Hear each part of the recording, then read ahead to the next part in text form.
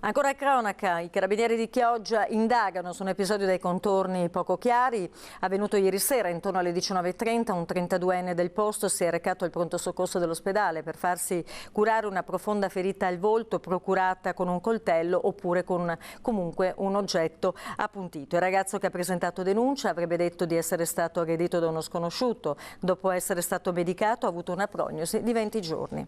Dunque, molti danni, tanta rabbia, ecco cosa resta a Chioggia il giorno dopo l'acqua alta che ha invaso i negozi e le case. I commercianti sono i più colpiti e ora sperano in un risarcimento. Le interviste. E il maltempo ha lasciato il segno anche sul litorale, almeno 5 milioni di euro solo per rimettere sulla spiaggia la sabbia portata via dalla corrente. E questo è il conto dei danni a Jesolo, il punto della situazione. E adesso invece parliamo di un giro di vite della Guardia di Finanza sulla contraffazione, blitz in tutta la provincia. Queste e altre notizie di cronaca in breve nel prossimo servizio, anche dalla provincia appunto. E ora la politica parte da Spinea, il tour poi in tutta Italia di Laura Puppato per le primarie del centro-sinistra, 20 giorni di tempo prima del voto, l'unica candidata veneta alla corsa per il ruolo di premier non risparmia attacchi ai suoi avversari. Sentiamo l'intervista allora.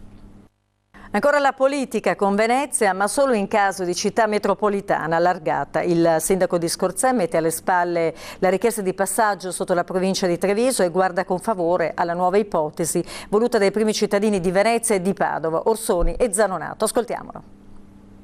Adesso ci separiamo pochi istanti, la pubblicità e poi di nuovo in studio, tra poco.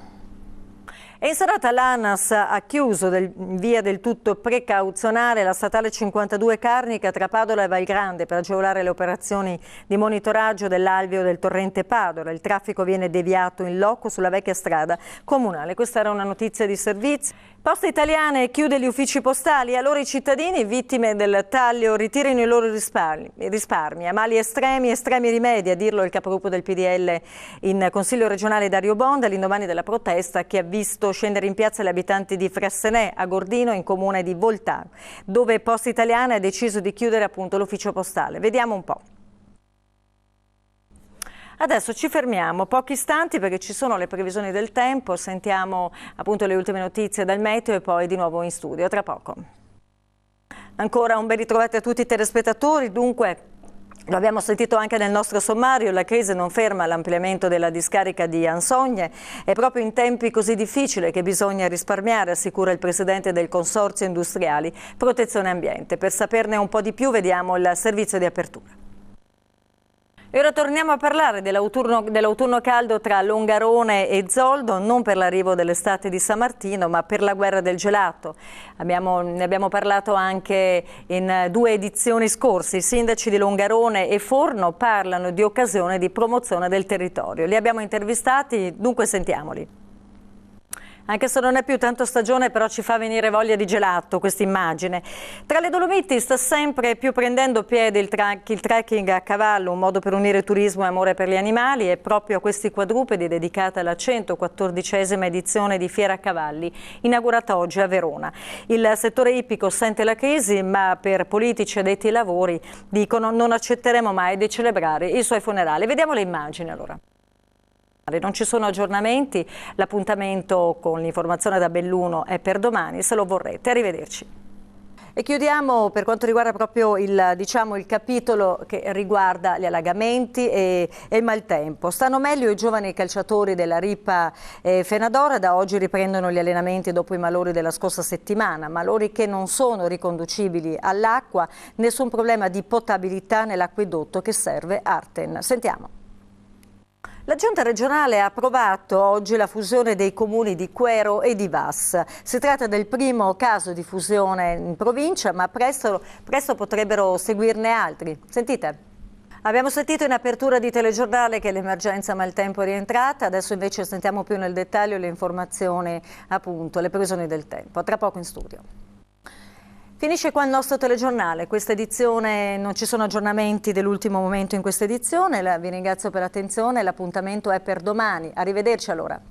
Torniamo a parlare della battaglia delle commesse contro le aperture domenicali e festive dei negozi. La Confesercenti dal 25 novembre raccoglierà le firme per un disegno di legge che regoli le aperture domenicali e festive e ad oggi anche il Patriarcato di Venezia ha deciso di appoggiare l'iniziativa. Banchetti verranno allestiti da domenica nelle parrocchie. Intanto vediamo allora il primo servizio di apertura, i dettagli.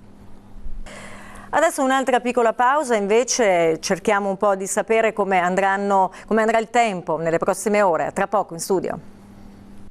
Da un condominio si staccano alcune parti di un cornicione che cadono a terra dal secondo piano finendo sul marciapiede sottostante. È avvenuto questa mattina a Mestre in via Piave, attimi di paura. Fortunatamente però in quel momento nessuno passava appunto sotto a quel palazzo. Vediamo la cronaca dei fatti.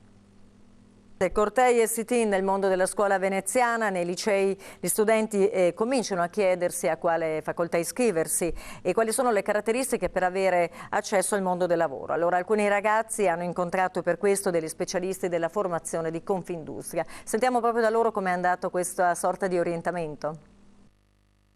Altra piccola pausa, questa volta però le previsioni del tempo, sentiamo anche le temperature perché l'inverno sentiamo che sta proprio per arrivare, tra poco. E questo era il nostro sondaggio. Siamo arrivati alla fine, non ci sono più aggiornamenti, non ce ne sono. Grazie per l'attenzione e naturalmente vi lascio in compagnia dell'edizione di Treviso. Arrivederci.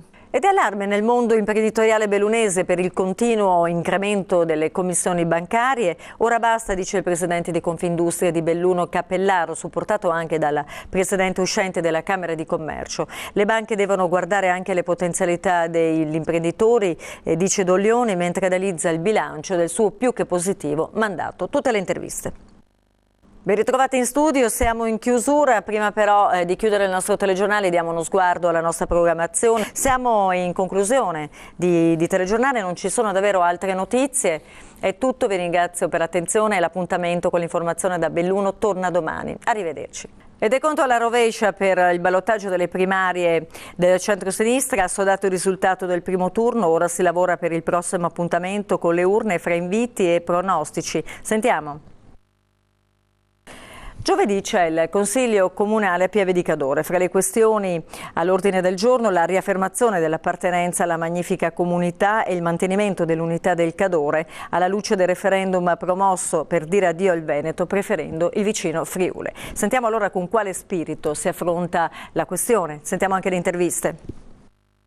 E con le previsioni del tempo si chiude il nostro telegiornale, non ci sono altre notizie, grazie per averci seguito e l'appuntamento con l'informazione da Belluno torna domani, arrivederci.